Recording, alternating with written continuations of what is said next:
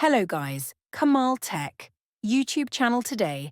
I will show you how to make a passport-size photo using Adobe Photoshop.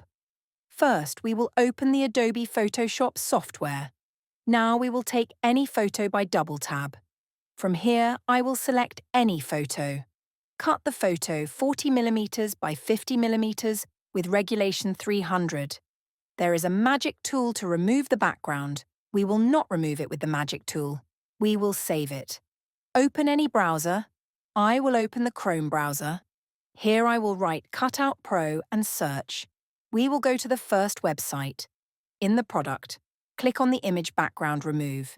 Here I will upload the previous photo. You see that the background of the photo has been removed. You can select any color. I selected this color and clicked on it. I will download it with 100% resolution from the JPG option. Downloaded. My file is downloaded here. I took the image to Adobe Photoshop and cut it again to this size of 40mm by 50mm. I cut the image.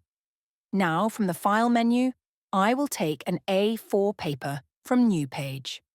Use the Move tool to move the image to the top of the page.